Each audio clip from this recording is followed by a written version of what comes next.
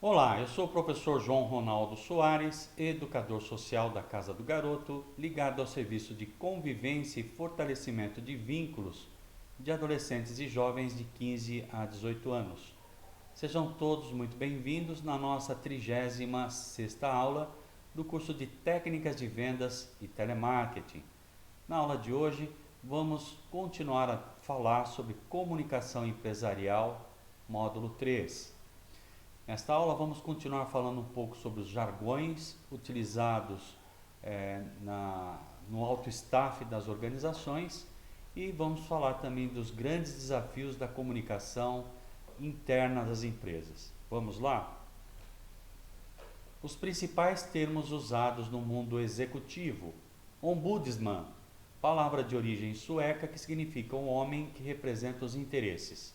Ouvidor, profissional que tem como missão intermediar a comunicação entre o público e a empresa, popularmente conhecido como ouvidoria, tá certo? Então é um dos termos que a gente costuma ouvir também entre os grandes empresários, né? Ombudsman então é ouvidoria. Business Intelligence. O que é Business Intelligence ou inteligência de negócios?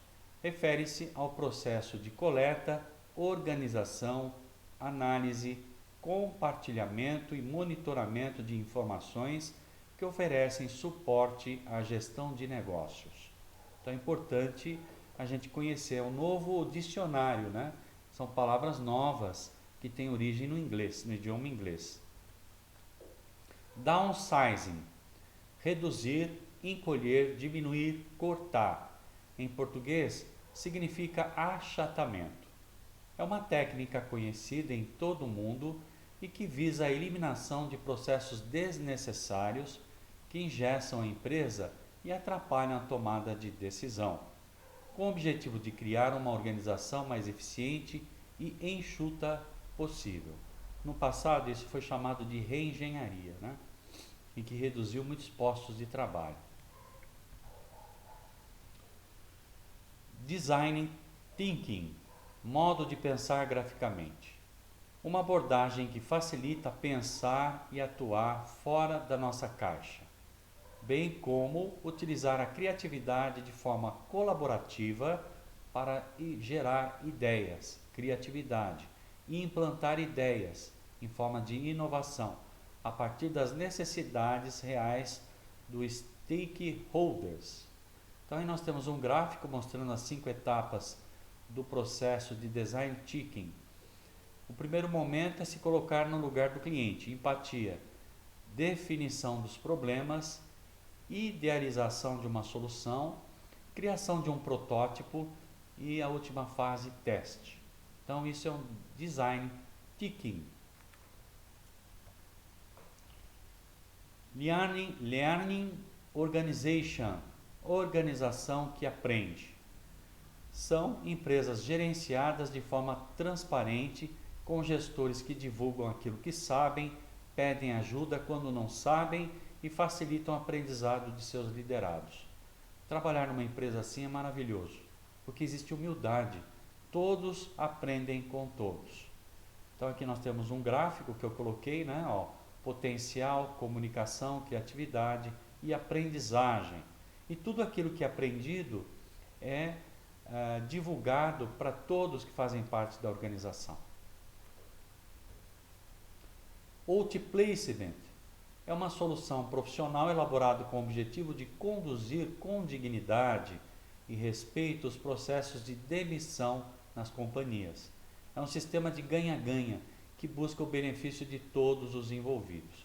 Ou seja, a empresa está para demitir um executivo, então, algum tempo antes, ela oferece esse serviço para que a pessoa consiga se recolocar no mercado utilizando empresas profissionais nesse sentido, né? Outsourcing. Trata-se de contratar uma entidade exterior à empresa para executar serviços não estratégicos, que não produzem valor acrescentando para os clientes, em vez de produzir internamente, popularmente conhecido como terceirização. Então, a terceirização, outsourcing, ok? Agora, conforme nós mencionamos, vamos falar dos desafios da comunicação empresarial interna, ok? Barreiras pessoais. Esse tipo de barreira ocorre por fatores próprios às pessoas, pois tratam da personalidade de cada um. Por exemplo, durante uma reunião, o gestor observa que um membro da equipe foi trabalhar de mau humor e por essa razão não consegue aceitar bem as opiniões dos demais colegas, o que não permite a ele chegar a um acordo. As barreiras pessoais são as mais difíceis de se eliminar, uma vez que dependem apenas da pessoa. Porém, com conversas e os incentivos corretos, o gestor pode ajudar os subordinados a lidar melhor com os problemas pessoais e a manter um bom clima na empresa. Você também pode ajudar seus colegas. Então, o caso que nós mencionamos numa aula anterior sobre a Márcia, que teve lá um problema de comunicação por causa de problemas pessoais, seria a primeira barreira, né? Inclusive para compreender o que está sendo dito. Então, nesse caso, um gestor que tem a habilidade de lidar com conflitos vai ter a habilidade de ajudar os seus colaboradores. Então, essa é a primeira barreira. Vamos para a segunda. Barreiras psicológicas. As barreiras psicológicas estão relacionadas com os sentimentos de uma pessoa em relação a um grupo. Por exemplo, a equipe de tecnologia é geralmente vista pelas demais como os convencidos. E esta, por sua vez, aponta o usuário como provável problema de qualquer assunto que deva ser ouvido, né? E se a gente ouvir algo semelhante, né? É mais ou menos isso. Então imagine um projeto no qual a equipe de recursos humanos tenha de trabalhar com a tecnologia. É super difícil, não é mesmo? Para evitar esse tipo de barreira entre equipes de áreas diferentes, é necessário que cada um conheça, né, melhor, ou nem que seja superficialmente, o trabalho um dos outros e que tenham acessos às informações mútuas, porque todos são importantes para o sucesso de uma empresa. Não existe uma área melhor ou uma área pior. A gente observa muito isso, né, na faculdade. No campus de uma faculdade, sempre você vê um curso mais valorizado do que outro, né? Em algumas faculdades é o pessoal de direito, outras faculdades é o pessoal de odontologia, né? E aí a gente percebe essa discriminação que vai formar então a barreira psicológica. Outra barreira, terceira barreira, barreiras físicas e geográficas. Fatores físicos e geográficos como distância, interrupções, ruídos e dificuldade de deslocamento também se constitui uma barreira para a comunicação empresarial. Então é o caso da empresa que ela tem algumas unidades, né, distantes. Essas comunidades, essas unidades normalmente são pequenas, né? Normalmente num escritório pequeno, em que tem 4, 5, às vezes poucos funcionários, até 10, e ficam distantes da matriz. Então a comunicação também fica muito dificultada. Em empresas com atividade em mais de uma cidade ou país, onde os funcionários precisam viajar constantemente, principalmente na área de vendas, pode ficar bem difícil estabelecer uma comunicação eficaz se ela for feita apenas de forma presencial ou por e-mail e mensagens de texto. Portanto, é importante que a empresa aproveite ao máximo as ferramentas tecnológicas disponíveis hoje, como os vídeos online e videoconferências, para tornar a comunicação mais próxima, completa e eficiente e não ter prejuízos em nenhum nível operacional. Então a gente percebe que com a pandemia as empresas já estão fazendo isso, foram obrigadas a fazer isso, né? Então essas barreiras físicas e geográficas acabaram, na maior parte das empresas que usam tecnologia, superando esse obstáculo. Os desafios da comunicação interna. De acordo com a Cisco e a revista Pequenas Empresas e Grandes Negócios, 70 milhões de brasileiros assistiram vídeos online, 35% da população, né? E 13% a mais do que em 2013. Em 2018 foram 149 milhões e em 2019 mais de 70% dos internautas consumiram esse tipo de mídia. As informações são da pesquisa de tecnologia e informação, né? Domicílios de 2019. Mais importante, levantamento sobre acesso a tecnologias da informação e comunicação realizadas pelo Centro Regional para o Desenvolvimento de Estudos sobre a Sociedade da Informação, vinculado ao Comitê Gestor da Internet no Brasil. A Cisco Systems é uma companhia multinacional norte-americana sediada em San José, Califórnia. Sua atividade principal é o oferecimento de soluções para redes e comunicações. Então, o que se observa com essa informação?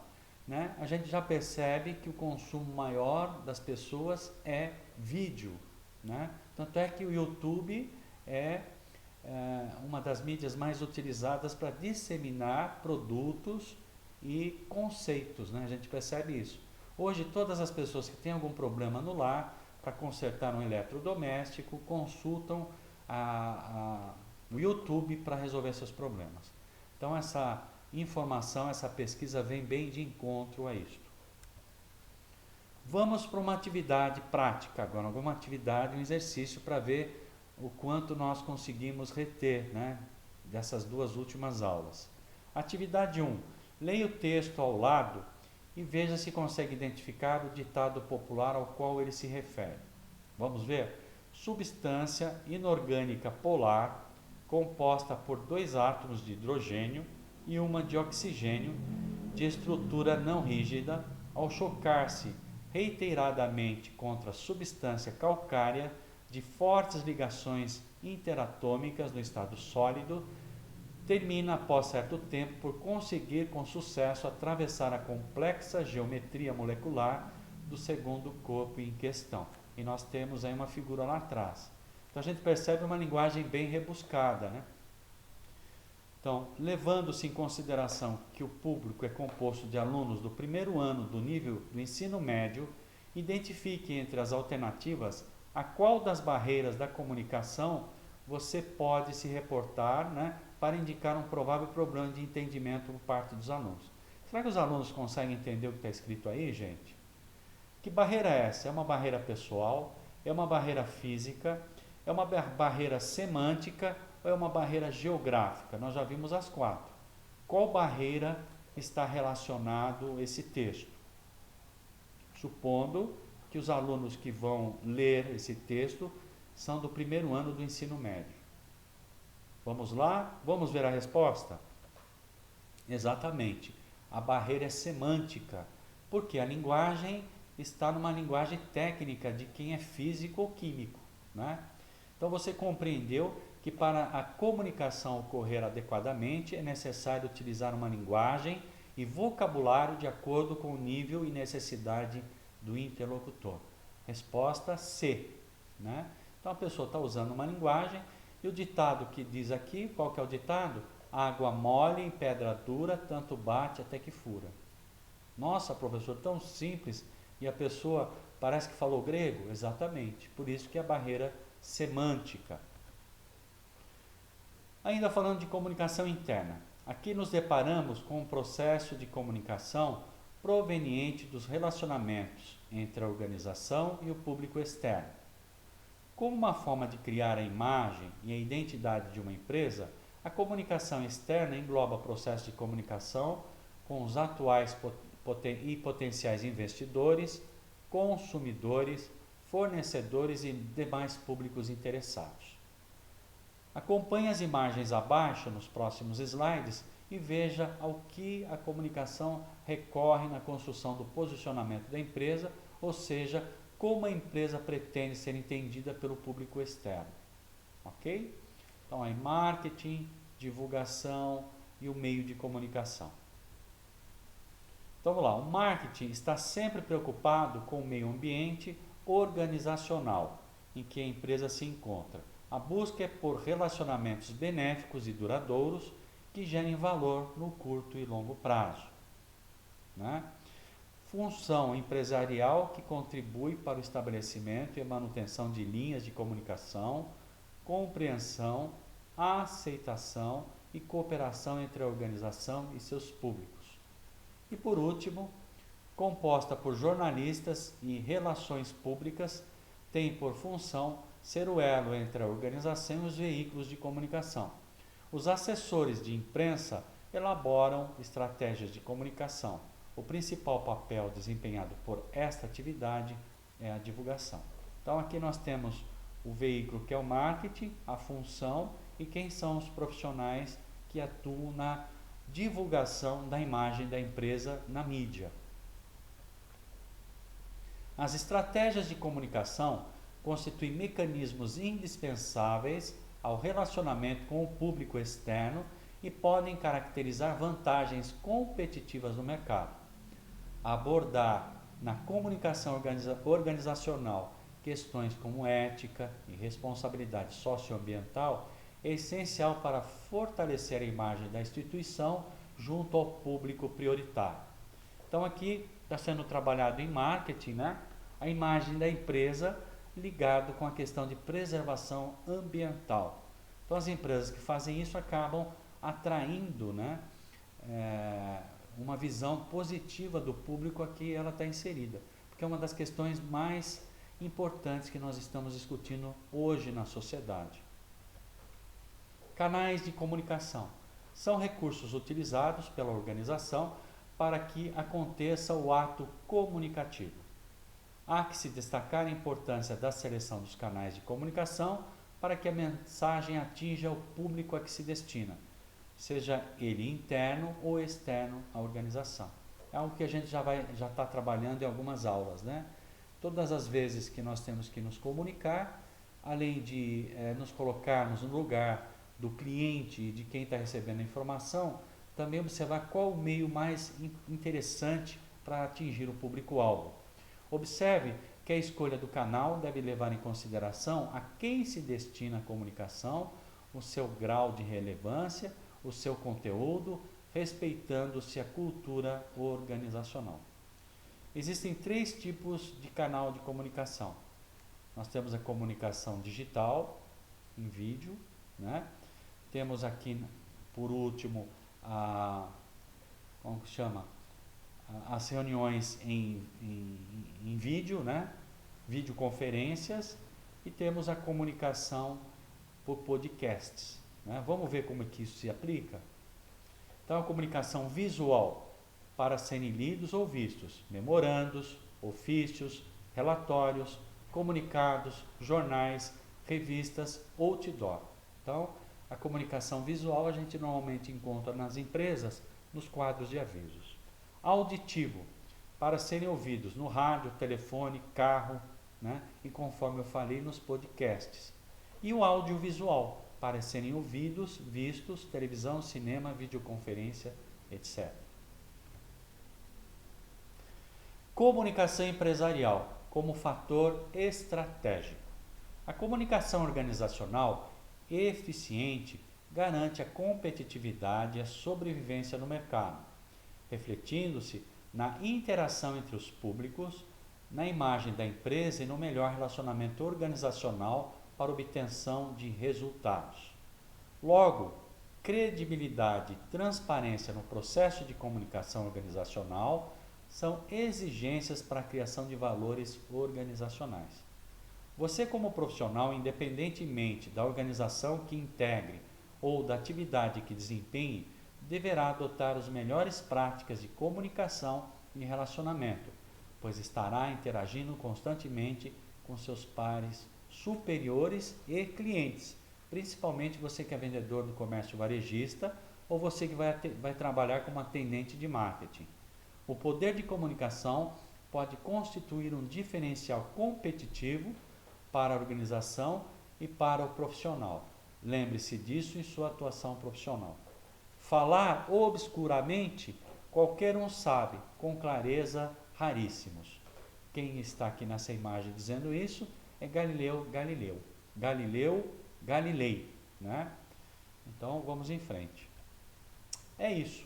Com isso nós concluímos a nossa 36ª aula do curso de Técnicas de Vendas e Telemarketing.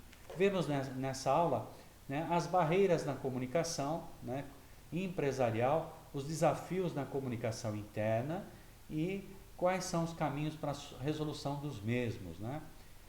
E eu agradeço a participação de vocês e até a nossa próxima aula. Muito obrigado.